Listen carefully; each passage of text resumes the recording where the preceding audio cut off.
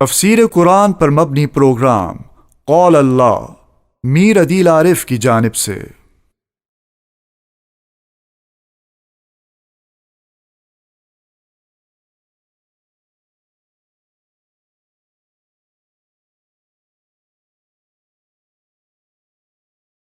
الحمدللہ وکفا وسلام علی عبادہ الذین اصطفیٰ، اما بعد، اعوذ باللہ من الشیطان الرجیم، بسم اللہ الرحمن الرحیم۔ وَلَئِنْ أَذَقْنَا الْإِنسَانَ مِنَّا رَحْمَةً ثُمَّ نَزَعْنَاهَا مِنْهُ إِنَّهُ لَيَئُوسٌ کفور، اور اگر ہم چکھائیں آدمی کو اپنی طرف سے رحمت پھر وہ چھین لے اس سے، إِنَّهُ لَيَئُوسٌ کفور، تو وہ نا امید نا شکرہ ہوتا ہے۔ وَلَئِنْ أَذَقْنَاهُ نَعْمَاءَ بَعْدَ ضَرَّاءَ مَسَّتْهُ لَيَقُولَنَّ ذَهَبَ السَّيِّئَاتُ عَنِّي، اور اگر ہم چکھائیں اس کو آرام بعد تکلیف کے جو پہنچی تھی اس کو، تو بول اٹھے دور ہوئی برائیاں مجھ سے۔ إِنَّهُ لَفَرِحٌ فَخُور، وہ تو اترانے والا اور شیخی خورا ہے، فخر کرنے والا ہے، بہت زیادہ تکبر میں بولنے والا ہے۔ یعنی جب عذاب آتا ہے ان کے اوپر تو اس وقت جو چیختے چلاتے ہیں اور اللہ تعالیٰ کی طرف رجوع کرتے ہیں، اللہ تعالیٰ کی رحمت کی طرف رجوع کرتے ہیں، اور اللہ تعالیٰ جب ان سے اپنی رحمت ان پر نازل کرتا ہے، اس مصیبت اور تکلیف کو دور کرتا ہے، تو پھر یہ اللہ تعالیٰ کو بھول جاتے ہیں اور فخر اور تکبر اور شیخی پن میں آ جاتے ہیں، اور اپنی طرف سے یہ سمجھتے ہیں کہ شاید یہ ہماری جو چلاکی تھی، ہماری ہوشیاری تھی، اور ہمارا جو طاقت تھی یا ہماری منصوبہ بندی تھی، اس کی وجہ سے یہ مصیبت ہم سے ٹل گئی، اور یہ نعمت جو ملی ہمیں، خوشی، رحمت، راحت، یہ ہمیں اپنے بلبوتے پہ ملی ہے۔ اور جب تکلیف میں ہوتے ہیں تو اللہ تعالیٰ کہتے ہیں کہ پھر وہ نا امید ہو جاتے ہیں، نا شکرے ہوتے ہیں، اللہ تعالیٰ کی طرف رجوع کرتے ہیں مصیبت کے وقت میں، اور جب اللہ تعالیٰ ان کو اس مصیبت سے نکال دیتے ہیں تو پھر ان کا رویہ چینج ہو جاتا ہے، پھر یہ فخور بن جاتے ہیں، پھر ناشکرے بن جاتے ہیں، اور پھر متکبر بن جاتے ہیں۔ یعنی مصیبت کے بعد اگر آرام اور آسائش نصیب کرے تو سمجھتے ہیں کہ گویا اب ہمیشہ کے لیے مصائب اور تکلیف کا خاتمہ ہو گیا ہے، اور جو پچھلی کیفیت کبھی لوٹ کر آنے والی نہیں ہے۔ اس وقت غافل مرد اور غافل ہو کر اور مغرور ہو کر اور متکبر ہو کر اتراتے ہیں، تو پچھلی حالت یاد کر کے خدا کا شکر ادا کرتے اور اس کے احسان کے سامنے جھک جاتے، لیکن ان کی یہ کیفیت نہیں رہتی ہے۔ مگر جو لوگ اوپر، یہ عام آدمیوں کا رویہ ہے، اور یہ ان لوگوں کا رویہ ہے جن کا ایمان کمزور ہے۔ إِلَّا الَّذِينَ صَبَرُوا، مگر جو لوگ صبر کرنے والے ہیں، وَعَمِلُوا الصَّالِحَاتِ، اور وہ نیکیاں کرنے والے ہیں، نیک اعمال کرتے ہیں، أُولَٰئِكَ لَهُم مَغْفِرَةٌ، ان کے لیے ہے بخشش، وَأَجْرٌ کبیر، اور ثواب ہے بڑا۔ یعنی جو حال اوپر عام انسانوں کا بیان ہوا ہے تو وفاداروں کی جماعت عظیم الشان ہے، ان کو جب کوئی مصیبت تکلیف پہنچتی ہے تو وہ صبر کرتے ہیں، وہ استقامت دکھاتے ہیں، اور راحت کے وقت شکر گزاری کرتے ہیں، صالح اعمال میں مستعد رہتے ہیں، اور جب وہ نیک اعمال پہ لگے رہتے ہیں، صبر بھی کرتے ہیں، اللہ کی طرف رجوع بھی کر رہے ہوتے ہیں، فرمایا ایسے لوگوں کو کہ اللہ تعالیٰ مغفرت فرماتے ہیں، اور ان کے لیے بڑا انعام ہے۔ دنیا کے اندر اللہ تعالیٰ ان کو مغفرت کی نعمت سے مالا مال کرتے ہیں، اور آخرت میں ان کو بہت بڑا اجر اور انعام عطا فرمائیں گے۔ نبی کریم صلی اللہ علیہ وسلم نے ارشاد فرمایا کہ جب بندے کو کوئی معمولی تکلیف پہنچتی ہے، حتیٰ کہ اس کے جسم میں کانٹا بھی چبھتا ہے، اس کے بدلے بھی اللہ تعالیٰ اس کا درجہ بلند کرتے ہیں، اس کے گناہ کو معاف کرتے ہیں۔ تو جو بھی تکلیف مومن کو آ رہی ہوتی ہے تو اس وقت جب وہ اللہ کی طرف رجوع کرتا ہے اور اس کو من جانب اللہ سمجھ کر صبر کر رہا ہوتا ہے، استقامت کرتا ہے، اللہ کی طرف رجوع کرتا ہے، تو اس وقت تکبر نہیں کرتا، اس وقت اللہ تعالیٰ سے غفلت نہیں برتتا، غرور تکبر میں نہیں آتا، تو فرمایا کہ یہ صبر اس کو نیک اعمال کی طرف لگائے رکھتا ہے، اس پر اللہ تعالیٰ اس کو اجر عطا فرماتے ہیں، اس پر اللہ تعالیٰ اس کی مغفرت فرماتے ہیں، اس پر اللہ تعالیٰ اس کے درجات بلند فرماتے ہیں۔ ایسے ہی لوگ دنیا کے اندر اولو العزم ہوتے ہیں، ان کے ارادے پختہ ہوتے ہیں، وہ مصائب سے الجھتے ہیں، مصائب میں الجھ کر وہ مسکراتے ہیں، مصائب میں الجھ کر وہ پریشان نہیں ہوتے، استقامت دکھاتے ہیں، اور وہ یہ سمجھتے ہیں کہ یہ جو مصیبت ہے، یہ جو پریشانی ہے، اس سے گزرنے کے بعد اللہ تعالیٰ نے میرے لیے راحت رکھی ہے، اللہ تعالیٰ نے میرے لیے انعام رکھا ہے، اللہ تعالیٰ نے میرے لیے اچھائی رکھی ہے، تو وہ اس دور سے اچھائی کے ساتھ گزر جاتے ہیں۔ تو جو بھی کوئی پریشانی آتی ہے وہ وقتی ہوتی ہے، ہمیشہ انسان کے اوپر پریشانی مسلط نہیں ہوتی، بلکہ جب وہ پریشانی آتی ہے اس وقت اللہ تعالیٰ اس بندے کا امتحان لے رہے ہوتے ہیں، یا اس کے درجات بلند کر رہے ہوتے ہیں، یا اس کی آزمائش کر رہے ہوتے ہیں۔ جب وہ اپنے امتحان سے بھی گزر جاتا ہے، اپنی آزمائش سے بھی گزر جاتا ہے، تو اس مصیبت سے جب گزر جاتا ہے تو اب اللہ تعالیٰ اس پر اپنا انعام ڈالتے ہیں، اللہ تعالیٰ اب اس کو اپنے نیک اور محبوب بندوں میں شامل فرماتے ہیں۔ اب صبر کی بشارات اس کے لیے متوجہ ہوتی ہیں، دنیا کے لیے میں وہ آدمی نمونہ کے طور پر جانا جاتا ہے کہ وہ اللہ تعالیٰ کا برگزیدہ بندہ ہے، مصائب پہ اس نے صبر کیا اور خوشی کے وقت اس نے اللہ تعالیٰ کا شکر ادا کیا۔ اب یہ دونوں چیزیں من جانب اللہ سمجھ کر وہ راضی رہا، بے تقدیر پر اپنی راضی رہا، آج اس کو اللہ تعالیٰ کی طرف سے بڑا انعام مل گیا۔ تو یہ بتایا کہ جو لوگ بھی مصیبت کے وقت میں اللہ کی طرف رجوع کرتے ہیں وہ اللہ کو بھولتے نہیں ہیں، اس مصیبت سے نکل جائیں تب بھی اللہ کو نہیں بھولتے، اور جو لوگ ناشکرے ہوتے ہیں وہ جب اس مصیبت سے نکل جاتے ہیں تو اللہ تعالیٰ کو بھول جاتے ہیں، پھر تکبر کرنے لگتے ہیں، پھر غرور میں آ جاتے ہیں۔ مگر وہ اولو العزم، وہ صبر کرنے والے لوگ جو اس مصیبت پر صبر کرتے ہیں، نیک اعمال میں لگے رہتے ہیں، مستعد رہتے ہیں، فرمایا ایسے لوگوں کے لیے اللہ تعالیٰ نے مغفرت کا اعلان فرمایا ہے، اور ان کے لیے اللہ تعالیٰ نے اجر کبیر، بہت بڑا انعام اور اجر اور ثواب رکھا ہے، جو اللہ تعالیٰ قیامت کے دن بھی عطا فرمائیں گے۔ بعض مصیبتیں دنیا کے اندر بھی آدمی کے درجات کو بلند کرتی ہیں، آخرت میں بھی بعض ایسا ہوتا ہے کہ اس مصیبت سے نہیں نکلتا بندہ اور مصیبت سے میں ہی چلا جاتا ہے،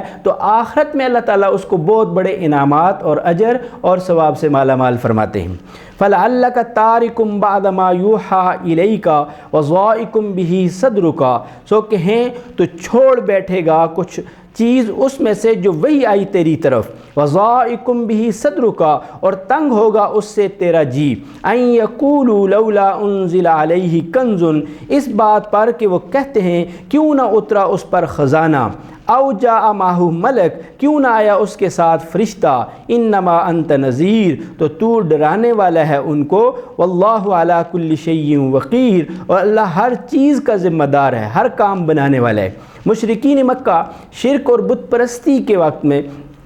کی تردید سے بہت زیادہ غیظ و غضب کا شکار ہو جاتے تھے، چنانچہ جو ہے وہ مشرکانہ خرافات پر اس قدر جمے ہوئے تھے، جب وہ اپنے بتوں کے خلاف کوئی بات سنتے تھے تو غصے کی آگ میں جو ہے انتقام کی آگ میں جھلستے تھے، انتقام کی آگ میں جل رہے ہوتے تھے، تو وہ مختلف قسم کے معاملات میں پھر اب کہتے تھے کہ تمہیں ڈیل کرنا ہے، تم ہمارے ساتھ جو ہے نا یہ بات اس طرح کر لو، اب ہم نہیں مانتے کہ آپ نبی علیہ باللہ، تو بنیادی مسئلہ تبلیغ میں نرمی اور تساہل برتنے کے لیے آپ صلی اللہ علیہ وسلم کو مختلف قسم کی پیشکش اور فرمائشیں کرتے تھے۔ ان فرمائشوں میں سے ایک یہ فرمائش تھی کہ آپ منصب رسالت پر مامور ہیں تو آپ کے ساتھ اللہ تعالیٰ کے یہاں کوئی مال آ جاتا، اور مختلف مثالیں دیتی کہ طائف کی وادی سے کوئی بڑا مالدار ہوتا، وہ آدمی جو ہے وہ اس پر اللہ تعالیٰ وہی بھیج دیتے، اور یا تو آپ کے پاس خزانہ چلتا رہتا، آپ جسے چاہتے نواز دیتے، جسے چاہتے اس سے مال لے لیتے، آپ کے پاس مال ہی مال ہوتا۔ وہ یہ سمجھتے تھے کہ مال کا زیادہ ہونا یہ جو ہے انسان کی قابلیت ہے، یہ انسان کی بڑھائی کا ذریعہ ہے وہ مال، اور وہ مال کا بڑا زیادہ ہونا وہ یہ سمجھتے تھے یہ اس پر فوقیت ہے دوسرے انسانوں پر، وہ یہی سمجھتے تھے اور اس چیز کا مطالبہ کرتے تھے کہ مال آپ کے ساتھ ساتھ چلتا تو یہ بات بڑی اچھی ہو جاتی، پھر ہم آپ کو مان لیتے۔ تو دولت کا بڑا اعزاز یہ تھا کہ وہ آپ کے ساتھ ساتھ چلتی تو ہم آپ کو نبی تسلیم کر لیتے۔ یا دوسرا یہ کہ آسمان سے ایک فرشتہ اترتا اور وہ آپ کی تصدیق کیا جاتا، وہ کہتا کہ جو بھی آپ بات کر رہے ہیں ہم سے، وہ ساتھ میں کھڑے ہو کے کہتا کہ یہ نبی ہیں اور یہ بات بالکل ٹھیک کہہ رہے ہیں، پھر ہم مان جاتے۔ اس طرح کے مطالبات کرتے تھے کہ آپ کے ساتھ اللہ کے یہاں سے مال دولت کا بڑا خزانہ آنا چاہیے یا فرشتہ آنا چاہیے۔ جب آپ کی بات منوانے کے لیے مادی طاقت ساتھ ہے نہ روحانی، تو پھر ہم کس طرح تسلیم کر سکتے ہیں کہ اس قسم کے بیہودہ قسم کے شبہات اور فرمائش سے سخت آپ صلی اللہ علیہ وسلم کو قلق ہوتا تھا، آپ مغموم ہوتے تھے، آپ دلگیر ہوتے، بہت پریشان ہوتے تھے۔ تو اللہ تعالیٰ نے ان آیات میں اس کی طرف اشارہ فرمایا کہ آپ اس سے تنگ دل نہ ہوں، آپ اس سے دلگیر نہ ہوں، آپ اپنے آپ اوپر بوجھ محسوس نہ کریں، بلکہ یہ تو ان کے مطالبے ہیں۔ آپ کا کام صرف یہ ہے کہ آپ اس تبلیغ میں انما انت نذیر، آپ ڈرائیں، بس آپ کا کام پہنچا دینا ہے۔ فانما علیک البلاغ، آپ کا کام پہنچانا ہے، اور اللہ تعالیٰ پھر اس کے ذریعے ان کو ہدایت دیں یا نہ دیں یہ اللہ تعالیٰ کے اختیار میں ہے۔ اگر وہ رجوع کریں گے تو اللہ ہدایت دے گا، اور اگر وہ رجوع نہیں کریں گے، ضد عناد اور ہٹ درمی پر ہی جمے رہیں گے، تو اللہ تعالیٰ ان کو ہدایت سے محروم رکھ دے گا۔ فرمایا کہ واللہ علی کل شیء وکیل، آپ ڈرائیں اور اللہ ہر چیز کا وکیل ذمہ دار ہے۔ وہ جانے آپ وکیل نہیں ہیں، آپ ان کے ذمہ دار نہیں ہیں، بلکہ اللہ تعالیٰ وکیل ہیں، اللہ تعالیٰ ذمہ دار ہیں۔ آپ کا کام پہنچانے کے بعد آپ کا کام ختم ہو گیا، آپ نے حسن اسلوبی کے ساتھ بہترین طریقے سے آپ نے پہنچا دیا، پہنچانے کا حق ادا کر دیا۔ تو یہ جو ڈرانا تھا، آپ کا کام یہ ڈرانا ہے۔ مطالبات یہ ایسے ہی ہیں، ان کی فرمائشیں تو ایسی ہیں، اگر ہم ان کی مطالبات اور فرمائشیں پوری کر دیں گے اور یہ پھر نہ مانیں تو ان پر سخت عذاب آ جائے گا۔ اور یہ جو عذاب آج تک ان سے دور ہے اور یہ عذاب سے بچے ہوئے ہیں، اس کی ایک وجہ یہ ہے کہ ہم نے ان کا مطالبہ، ان کی فرمائش کو پورا نہیں کیا۔ یہ بھی ہے کہ نبی کریم صلی اللہ علیہ وسلم نے بتایا کہ جو مطالبہ امت نے کیا اور نبی نے وہ مطالبہ اللہ تعالیٰ سے مانگا، اللہ تعالیٰ نے وہ معجزہ دے دیا۔ اس معجزے کے بعد جب اس امت نے اور اس قوم نے انکار کیا تو اب اللہ تعالیٰ ان پر عذاب لے آتے ہیں کہ اس معجزے کے بعد اب کوئی چانس نہیں ہے، یہ آخری حجت تھی جو قائم ہو چکی، اب اس کے بعد پھر عذاب آ جاتے۔ اس لیے آپ صلی اللہ علیہ وسلم نے ان کی فرمائش کو پورا کرنے کا مطالبہ اللہ تعالیٰ کے حضور میں پیش ہی نہیں کیا کہ یہ اس طرح کے مطالبات کرتے ہیں، اور اگر یہ پورے ان کا کوئی مطالبہ پورا کر دیا گیا تو پھر اس کے بعد بھی پھر ایمان نہیں لائیں گے تو ان کی بہت سخت گرفت ہو جائے گی اور سب کے سب جو ہے دنیا میں عذاب میں مبتلا ہو جائیں گے۔ ام یقولون افترا، کیا کہتے ہیں بنا لایا ہے تو قرآن۔ اگر یہ معجزے مانگتے ہیں تو آپ دیکھیں سب سے بڑا معجزہ قرآن مجید موجود ہے، اور اس کو یہ کہتے ہیں کہ یہ افترا ہے، یعنی خود آپ گھڑ لیتے ہیں، اپنے پاس سے بنا لیتے ہیں علیہ باللہ۔ نبی علیہ الصلوۃ والسلام پر یہ بہتان باندھتے ہیں۔ قل فأتوا بعشر سور مثلی، فرمایا کہہ دو تم بھی لے آؤ 10 صورتیں ایسی، مفتریات، اور بنا کر لے آؤ، گھڑ کے لے آؤ۔ وَادْعُوا مَنِ اسْتَطَعْتُم مِّن دُونِ اللَّهِ إِن كُنتُمْ صَادِقِينَ، اور بلا لو جس کو بلا سکتے ہو، جس کی بھی تمہیں طاقت ہے بلانے کی اللہ کے علاوہ، اگر تم اس بات میں سچے ہو کہ یہ گڑی ہوئی ہے تو تم سارے لوگوں کو، جتنی تمہاری طاقت ہے ان سب کو بلا لو، اور ان سب کو بلا کر اس کے مقابلے میں 10 صورتیں بنا دو، پھر مان جائیں گے کہ آپ جو ہے بنا سکتے ہو۔ تو نبی علیہ السلام علیہ باللہ انہوں نے بھی بنایا ہے، تو آپ 10 صورتیں نہیں بنا سکتے، اللہ تعالیٰ کے علاوہ سب کو جمع کر کے بھی نہیں بنا سکتے، تو پھر مان لو کہ جو نبی علیہ السلام پر یہ صورتیں نازل ہو رہی ہیں یہ اللہ کی طرف سے وحی کے ذریعے نازل ہو رہی ہیں، اور اس کا کوئی بدل نہیں ہے، یہی معجزہ ہے، اور اس معجزے کی بات کو مان کر اس کے احکام پر عمل کرو۔ یہ نبی علیہ السلام بتا رہے ہیں، اور دوسرے مقام پر فرمایا یہ پہلا مطالبہ ہے کہ 10 صورتیں لے آؤ، پھر آپ صلی اللہ علیہ وسلم پر فرمایا کہ ان کو اس قوم سے کہو کہ ایک صورت ہے فَأْتُوا بِصُورَةٍ مِّن مِّثْلِهِ، ایک صورت لے آؤ، ایک صورت بھی اس کے مقابلے میں نہیں لا سکتے، اس لیے کہ اللہ تعالیٰ نے ان صورتوں کے اندر جو فصاحت بلاغت رکھی، جو احکامات دیے، جو نور دیا، جو آئندہ کا علم دیا، جو آخرت کی جو باتیں بتائی اور دنیا کے نظام کے درم برم بنانے اور تخلیق کا نظام بتایا، انسان کے تخلیق کا نظام بتایا، مختلف احکامات کو احاطہ کیا ہے، اور ایسا کوئی ایک جملہ نہیں ہے جس کی وجہ سے آپ کہیں کہ یہ بات لغو ہے، بلکہ ہر چیز اللہ تعالیٰ کے علم کے مطابق اللہ تعالیٰ نے جو بھی نازل فرمائی اس پہ مفسرین نے، علماء نے، نبی علیہ السلام نے اور آپ کے بعد آنے والی ساری امت نے مختلف پیراؤں میں اس کی تشریح کی، لوگوں تک اس کے احکام کو پہنچایا، تو پتہ چلا کہ یہ سب سے زیادہ فصیح بلیغ کلام ہے اور یہ سب سے زیادہ عمدہ کلام ہے، اور اس کا کوئی مقابلہ نہیں کر سکتا۔ اب 1400 سال تک بھی اس کی ایک صورت بنانے سے پوری کی پوری کفر مشرکین جو ہے وہ گروہ، وہ سارے کا سارا آج تک جو ہے اس کی صورت بنانے سے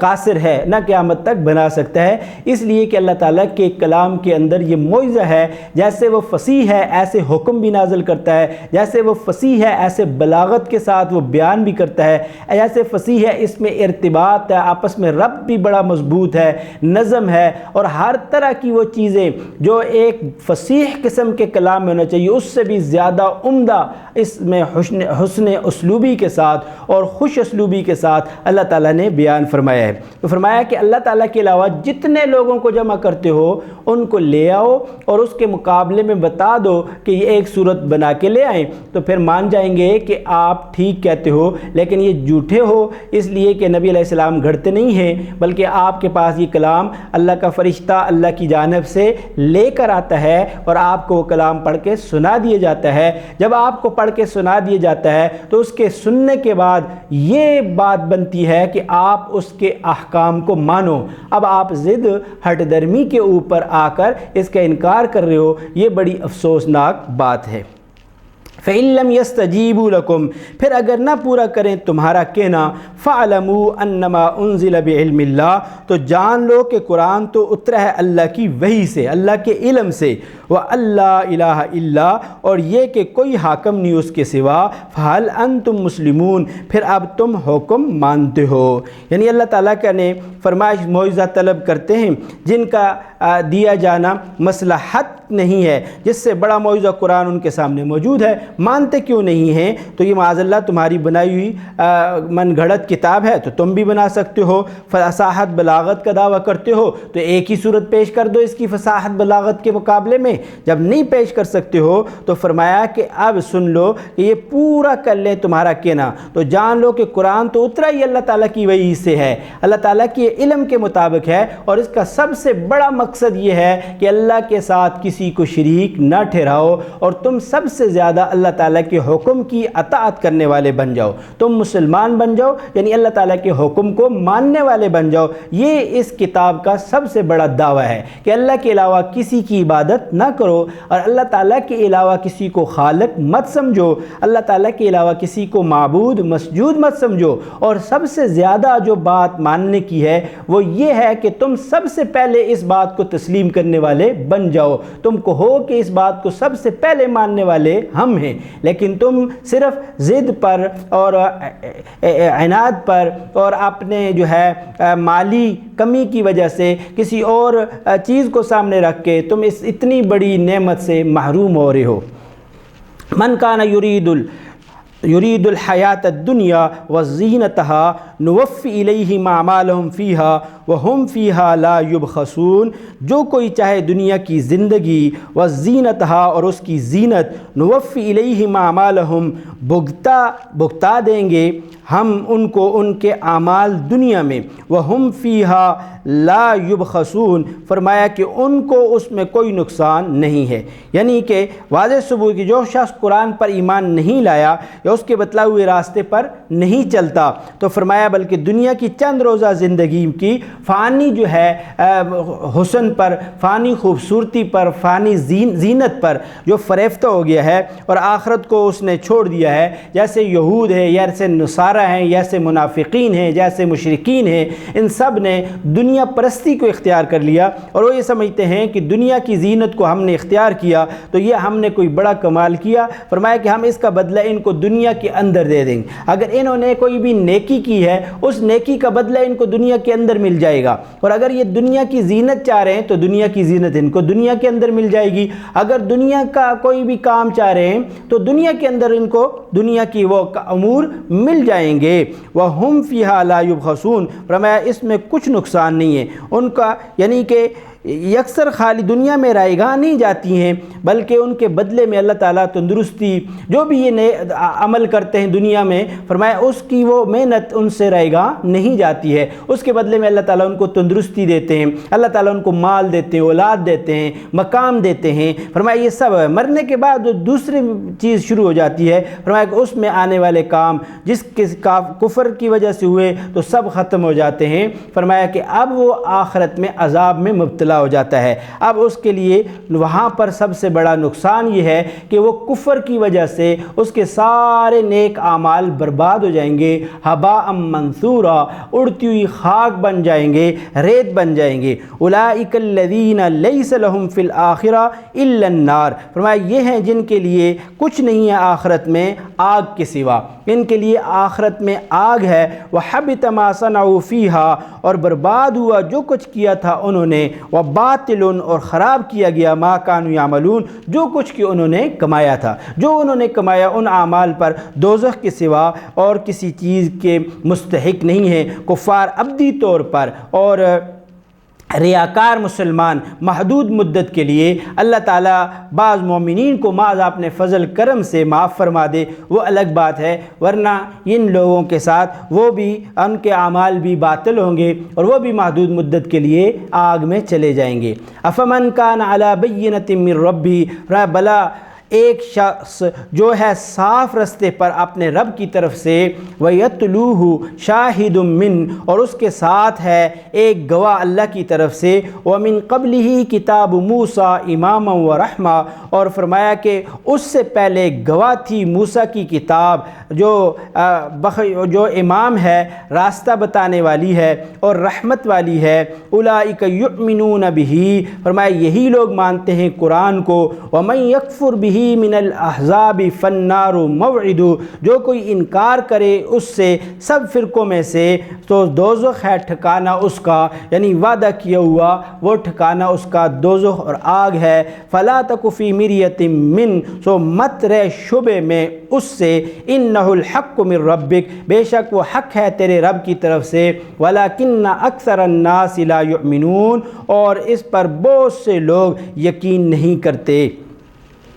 یہ خطاب ہر شخص کو ہے جو قرآن سنے، نبی کریم صلی اللہ علیہ وسلم کو خطاب ہے، اس بنا پر آپ سنانا مقصود ہے کہ قرآن کی صداقت من اللہ ہونے میں قطعاً کوئی شبہ نہیں ہے۔ نبی کریم صلی اللہ علیہ وسلم کو تو کوئی شبہ نہیں ہے، آپ صلی اللہ علیہ وسلم کو خطاب کر کے امت کو بتلانا ہے کہ کوئی اس کے اندر شبہ نہیں ہے، اور جو کوئی بھی اس پر ایمان لاتا ہے، واضح رستے پر چلتا ہے اور اس پر یہ گواہ ہے، یعنی نبی کریم صلی اللہ علیہ وسلم نے اس قرآن کو گواہ بنایا، یہ قرآن اس پر گواہ ہے یا اس آدمی کے خود احکامات اس پر گواہ ہیں، یہ سب چیزیں اس پر گواہ ہیں، نبی علیہ الصلوۃ والسلام کی ذات مبارک گواہ ہے، پھر آپ صلی اللہ علیہ وسلم کی تعلیمات مبارک گواہ ہے، یہ تمام چیزیں آپ کی گواہ ہیں اور اس کو ساتھ لے کر چلتا ہے۔ اور اس کے ساتھ ساتھ موسیٰ علیہ السلام پر جو توریت نازل ہوئی تھی، اس توریت کے مطابق بھی وہ بھی ہدایت دینے والی تھی اور رحمت بھیجنے والی تھی، رحمت کے نزول کا ذریعہ تھی۔ فرمایا کہ اب اس کتاب کے مطابق بھی اگر یہ ایمان لے آتے تو اللہ تعالیٰ ان کو کامیابی کے راستے پر چلا دیتے، لیکن انہوں نے جب انکار کر دیا اور گروہ در گروہ فرقوں میں بٹ کر انہوں نے انکار کیا تو پھر ان کے ساتھ جو وعدہ آگ کا کیا گیا تھا اسی میں مبتلا ہو جائیں گے۔ اور اس میں آپ شبہ نہیں کریں، یہ بے شک یہ حق بات ہے میرے آپ کے رب کی طرف سے، لیکن اکثر لوگ اس کو نہیں جانتے ہیں، اکثر لوگ اس پر یقین اور ایمان نہیں لاتے ہیں۔ یہ اکثر کہہ کر یہ بتلا دیا کہ اکثریت لوگ ایمان پر نہیں ہوتی، اکثریت لوگ ایمان سے ہٹ جاتی ہے۔ قرہ ارض میں اس وقت بھی جتنے لوگ ہیں ان کا بہت کم حصہ مسلمان ہے جو یقین رکھتے ہیں اللہ تعالیٰ کی ذات پر، باقی وہ کوئی یہودی ہیں، نصارہ ہیں، مختلف قسم کے مذاہب میں جو ہے بٹے ہوئے ہیں، مختلف قسم کے فرقوں میں، گروہوں میں بٹے ہوئے ہیں، اور ہر ایک نے اپنا اپنا کوئی معبود بنایا ہوا ہے، وہ مسلمان نہیں ہے۔ اکثر لوگ اسلام سے ہٹے ہوئے ایمان لانے والے نہیں ہیں، ایمان لانے والے بہت تھوڑے لوگ ہیں۔ وَمَنْ أَظْلَمُ مِمَّنِ افْتَرَىٰ عَلَى اللَّهِ كَذِبًا، فرمایا اس سے بڑھ کر ظالم کون ہوگا جو اللہ تعالیٰ کی ذات پر جھوٹ بولے، جو اللہ تعالیٰ کی ذات پر جھوٹ بولے، یعنی وہ یہ کہے کہ اللہ تعالیٰ نے مجھے نبی بنا دیا، لعاذ باللہ، یہ بھی سب سے بڑا جھوٹ ہے۔ جیسے مرزا قادیانی کہتا ہے یا کوئی بھی شخص یہ دعویٰ کرتا ہے کہ میں نبی ہوں، تو اس نے سب سے پہلے اللہ تعالیٰ کی ذات پر جھوٹ بولا، اور اس سے بڑا جھوٹا کون ہے جو اللہ تعالیٰ کی طرف جھوٹ کو منسوب کر کے بتائے کہ میں اللہ تعالیٰ کے طرف سے نبی ہوں، یا مجھے اللہ تعالیٰ کی طرف سے یہ حکم آیا ہے، یا مجھے اللہ تعالیٰ نے یہ بات بولی ہے، تو وہ اللہ تعالیٰ پر جھوٹ بولتا ہے۔ اور اسی طرح کسی آیت کے انکار کرنے والا شخص بھی اللہ تعالیٰ پر بہتان باندھتا ہے۔ اسی طرح کسی آیت کو نہ مان کر اپنی توجیہ کرنے والا شخص بھی، اپنی رائے کو پیش کرنے والا، وہ بھی اللہ تعالیٰ کی ذات پر جھوٹ بولتا ہے۔ یا جیسے یہود و نصارہ میں کچھ لوگ حلال کو ہی حرام کر دیتے تھے، حرام جانوروں کو حلال کرتے، حلال جانوروں کو حرام کرتے، تو خود ہی حلال اور حرام کرتے تھے۔ فرمایا اللہ تعالیٰ نے اس پر کوئی برہان اور دلیل پیش نہیں کی ہے۔ جب یہ ایسا کرتے ہیں تو گویا کہ اللہ تعالیٰ کی ذات پر جھوٹ بولتے ہیں۔ اللہ تعالیٰ نے اس کے بارے میں کوئی حلت اور حرمت کا حکم نہیں دیا، اپنی طرف سے کرتے ہیں، اس لیے اللہ کی ذات پر جھوٹ بولنے والے ہیں۔ اس سے بڑا کون ظالم ہوگا، اس سے بڑا ظالم کون ہوگا جو اللہ تعالیٰ کی ذات پر جھوٹ بول رہا ہو؟ یا یہ نبی کریم صلی اللہ علیہ وسلم کی ذات پر جھوٹ بولنا بھی اللہ کی ذات پر جھوٹ بولنا ہے۔ اور اسی طرح جو ہے اللہ کے نبی صلی اللہ علیہ وسلم کے بتلائے ہوئے راستے کو چھوڑنا بھی اللہ تعالیٰ کے حکم کو چھوڑنا، اللہ تعالیٰ پر جھوٹ بولنا ہے۔ تو ان تمام چیزوں سے میں سب سے بڑا ظلم اللہ تعالیٰ کی ذات میں کسی کو شریک ٹھہرانا، شرک کرنا۔ فرمایا کہ اس سے بڑا ظالم کون ہے جو اللہ تعالیٰ کی ذات پر جھوٹ بولتا ہے، شرک میں مبتلا ہوتا ہے۔ اولئک یعرضون علی ربہم ویقول الاشہاد ہؤلاء الذین کذبوا علی ربہم، وہ لوگ روبرو آئیں گے اپنے رب کے اور کہیں گے گواہی دینے والے یہی ہیں جنہوں نے جھوٹ کہا تھا اپنے رب سے، اپنے رب کے اوپر اللہ تعالیٰ کی ذات پر انہوں نے جھوٹ بولا تھا۔ یہ تمام لوگ آئیں گے قیامت کے روز، جو کہتے تھے کہ اللہ تعالیٰ نے ہمیں یہ حکم دیا تھا، ہم اس لیے آپ کو یہ بات بتا رہے تھے۔ قیامت کے روز اللہ تعالیٰ کے سامنے کھڑے ہوں گے اور اللہ تعالیٰ ان کو ان کے سامنے پیش کر دیں گے، تو یہ سب انکار کریں گے کہ ہم نے ان کو کوئی چیز بولا، ہم نے ایسی کوئی چیز بولی نہیں ہے، بلکہ مکر جائیں گے، اور یہ جھوٹ بولنے والے سارے کے سارے جو ہے اپنی باتوں سے پھر جائیں گے۔ اور جب یہ گروہ جو ان کو ماننے والا تھا یہ ان کو برا بھلا کہے گا اور ان پر لعن طعن کرے گا، اور اللہ تعالیٰ ان کو جو ہے ان کے گواہی پر جہنم میں تو ڈالیں گے، ان کو بھی ڈالیں گے اور ان کو بھی جہنم میں ڈالیں گے۔ لیکن آج وہ ان سے اعراض کریں گے، آج چھپ کر بھاگنا چاہیں گے، آج بچنا چاہیں گے، جو یہ دعویٰ کر رہے تھے کہ ہم اللہ تعالیٰ کی ذات پر ایمان رکھتے ہیں۔ وَمَنْ أَظْلَمُ مِمَّنِ افْتَرَىٰ عَلَى اللَّهِ كَذِبًا، اور اس سے بڑھ کر ظالم کون جو باندھے اللہ پر جھوٹ۔ اولئک یعرضون علی ربہم، وہ لوگ روبرو آئیں گے اپنے رب کے، ویقول الاشہاد ہؤلاء الذین کذبوا علی ربہم، اور کہیں گے گواہی دینے والے یہی ہیں جنہوں نے جھوٹا کہا تھا جھوٹ بولا تھا اپنے رب پر۔ الا لعنۃ اللہ علی الظالمین، سن لو پھٹکار ہے اللہ کی نا انصاف لوگوں، ظالموں پر۔ اللہ تعالیٰ کی لعنت ہے ان لوگوں پر جو نا انصاف ہیں، ظلم کرنے والے ہیں۔ سب سے بڑا ظلم شرک ہے، ان الشرک لظلم عظیم، تو سب سے بڑا شرک ظلم جو ہے شرک ہے۔ جس نے اللہ کی ذات کے ساتھ شریک ٹھہرایا، ایسے شخص پر اللہ تعالیٰ کی لعنت ہے۔ فرمایا ان لوگوں پر جو اللہ کی ذات کے ساتھ شریک ٹھہرانے والے ہیں اور اللہ کی ذات پر بہتان باندھنے والے ہیں، اللہ کی ذات پر جھوٹ باندھنے والے ہیں، سب سے بڑے ظالم ہیں، اور یہی سب سے بڑے ظالموں پر اللہ کی لعنت ہے۔ الذین یصدون عن سبیل اللہ، جو کہ روکتے ہیں اللہ کی راہ سے، وَيَبْغُونَهَا عِوَجًا اور ڈھونڈتے ہیں اس میں کجی، وَهُمْ بِالْآخِرَةِ هُمْ كَافِرُونَ اور وہی ہیں آخرت کا انکار کرنے والے منکر ہیں۔ یہ لوگ ہیں جو شرک کرنے والے ہیں، یہ ہمیشہ جو ہے اللہ کے راستے سے روکتے ہیں، چاہے وہ اللہ تعالیٰ کا راستہ جہاد کا راستہ ہو اس کا انکار کرتے ہیں، یا اللہ تعالیٰ کی مسجد کا راستہ ہو اس کا انکار کرتے ہیں، اللہ کی طرف جانے والا کوئی راستہ ہے اس کا انکار کرتے ہیں، شاعر اللہ کا انکار کرتے ہیں، مختلف طریقوں سے اللہ کے راستے سے روکنے کا ذریعہ بنتے ہیں اور مختلف طریقوں سے اللہ تعالیٰ سے دور کرنے کا ذریعہ بنتے ہیں، تاکہ یہ لوگ اللہ تعالیٰ سے کے راستے سے ہٹ جائیں، اللہ تعالیٰ کے بتائے ہوئے راستے سے دور ہو جائیں اور اس کے اندر کجی اور ٹیڑھ پیش کرتے رہتے ہیں۔ کتنے لوگوں نے قرآن مجید کے اوپر کتابیں لکھی اور ان کافروں نے، یہود اور نصارہ نے، اور انہوں نے قرآن مجید کے اوپر مختلف قسم کے اعتراضات کیے اور ان اعتراضات کو پھر مسلمانوں کے درمیان میں رکھا کہ یہ بھی کیوں کہا گیا، یہ کیوں کہا گیا۔ اس طرح نبی کریم صلی اللہ علیہ وسلم کی ذات مبارک کے بارے میں اس طرح کے شبہات پیدا کیے مسلمانوں کے درمیان میں، تاکہ آپ کی ذات مبارک کے بارے میں مسلمانوں میں تشکیک پیدا ہو جائے، وہ شک میں پڑ جائیں۔ اسی طرح کسی اور جو مسلمانوں کے درمیان میں متفق علیہ مسئلہ ہے اور جو مسلمان اس پر جمع ہیں اور عرصے سے اجماع ہے، اس میں بھی کسی مسلمان کو کسی کافر کی تحریر سے مغالطہ لگ گیا اور انہوں نے اس تحریر کو بیان کرنا شروع کیا مسلمانوں کے درمیان میں اور اسی پر کیل کال کرنے لگے۔ یہ تمام کی تمام چیزیں اللہ تعالیٰ کے راستے سے روکنے کا ذریعہ بن جاتی ہیں اور اس میں اللہ تعالیٰ کے راستے میں کے جانے کے لیے ٹیڑھ پیدا کرنے کا ذریعہ بنتی ہیں، اور یہی وہ لوگ ہیں جو اللہ کے راستے سے روکتے ہیں اور اس میں کجی ڈھونڈتے رہتے ہیں۔ ان کا کام یہ ہوتا ہے کہ یہ اللہ تعالیٰ کی توحید کے اندر کجی ڈھونڈے، اللہ تعالیٰ کے نبی صلی اللہ علیہ وسلم کی رسالت کے اندر کجی ڈھونڈے،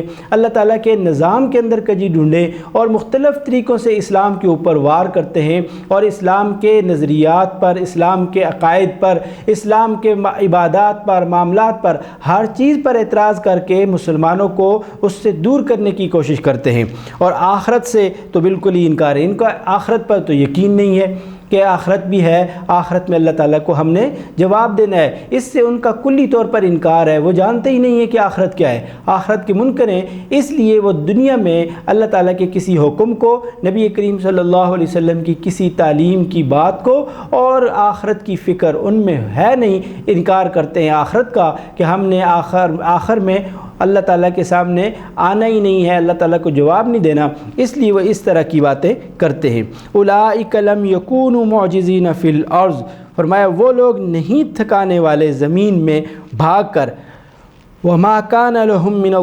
من دون اللہ وما کان لہم من دون اللہ من اولیاء، اور نہیں ان کے واسطے اللہ کے سوا کوئی حمایتی، یضاعف لہم العذاب، اور فرمایا دگنا دیں گے اللہ تعالیٰ ان کو عذاب، ما کانوا یستطیعون السمع وما کانوا یبصرون، نہ طاقت رکھتے تھے سننے کی اور نہ دیکھنے کی۔ یعنی دنیا میں ایسے اندھے بہرے بنے کہ نہ حق بات سننے کی تاب رکھتے تھے، نہ حق بات سننے نہ حق بات دیکھنا ان کے لیے ممکن تھا، نہ سننا جانتے تھے حق بات کو، نہ ان حق بات کو کی ہدایت کو جاننا چاہتے تھے۔ کا مطلب فرمایا کہ اللہ پر جھوٹ بولا، بے اصل جو ہے غلط باتیں اس کی طرف منسوب کی، کہاں سے لائے، غیب سے سن کر نہ آتے تھے اور نہ غیب کو دیکھا، نہ پھر ان کا کوئی ماخذ تھا، صرف اللہ تعالیٰ کے اوپر بہتان باندھتے تھے۔ ایسے لوگوں کو فرمایا کہ اللہ تعالیٰ دنیا کے اندر ان کو عاجز کر دیں گے، دنیا کے اندر یہ اللہ تعالیٰ کو عاجز نہیں کر سکتے، اللہ تعالیٰ کے احکامات کو عاجز نہیں کر سکتے، خود عاجز ہو جائیں گے، اور جب اللہ کے پاس پہنچیں گے تو ان کو اللہ تعالیٰ دگنا عذاب دیں گے، اور نہ طاقت رکھتے ہیں سننے کی نہ دیکھنے کی۔ بظاہر تو دیکھ رہے ہیں لیکن ان کا دل نہیں دیکھتا، ان کی بصارت تو ہے، بصیرت سے محروم ہے۔ اولئک الذین، یہ وہ لوگ ہیں، خسروا انفسہم، جو اپنی جانوں کو کھو بیٹھے ہیں، نقصان پہنچا دیا، وضل عنہم، اور گم ہو گئے، ما کانوا یفترون، اس سے جو جھوٹ باندھتے تھے۔ جان کا کھو بیٹھنا یہ ہے کہ ابدی عذاب میں گرفتار ہوگی، اور سب جھوٹے دعوے وہاں پہنچ کر ان سے گم ہو جائیں گے۔ جو یہ دعوے کرتے تھے کہ ہمارے لیے فلاں ہوگا تو ہم اس کو پوجتے ہیں یا اس کی عبادت کرتے ہیں، وہ ہمیں بچا دے گا، یا فلاں بات ہوگی تو ہم ایسا کر لیں گے، وہ ساری چیزیں آج ان سے گم ہیں۔ یہ اللہ تعالیٰ کے سامنے کھڑے ہیں، اپنی جانوں کے اوپر سخت جو ہے نقصان اٹھا کر اپنی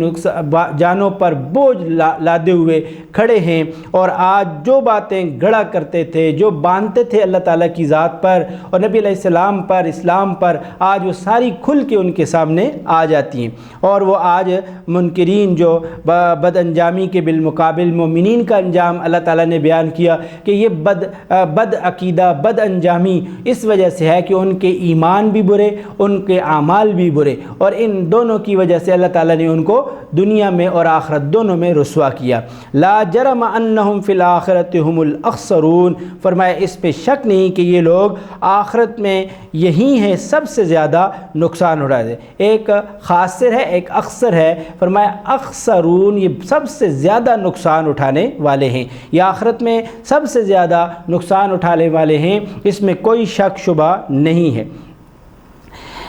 ان الذین، اب وہ ان کو اس گروہ کو بیان کیا کہ یہ منکرین تھے، ان کا انجام برا، یہ آنکھیں ہونے کے باوجود دیکھتے نہیں ہیں، کان ہونے کے باوجود سنتے نہیں ہیں، اور یہ اللہ کی بتائی ہوئی ہدایت کو تسلیم نہیں کرتے، بلکہ یہ اللہ کے راستے میں رکاوٹ کا ذریعہ بنتے ہیں، اور یہ ہمیشہ دین میں، اللہ کے راستے میں، اللہ کی طرف جانے والے احکام میں، عبادات میں، ہر چیز میں کجی اور ٹیڑھ ڈھونڈتے رہتے ہیں۔ فرمایا کہ بے شک وہ لوگ جو ایمان والے ہیں وہ عامل الصالحات اور نیک اعمال کرتے ہیں، استقامت ایمان کے ساتھ اعمال کی بھی استقامت، نیک اعمال کرتے رہتے ہیں، وَأَخْبَتُوا إِلَىٰ رَبِّهِمْ اور عاجزی کے ساتھ اپنے رب کے سامنے ہیں، أُولَٰئِكَ أَصْحَابُ الْجَنَّةِ یہ وہ ہیں جو جنت کے رہنے والے ہیں، ہم فیہا خالدون فرمایا اسی میں رہیں گے ہمیشہ، ہمیشہ اللہ تعالیٰ ان کو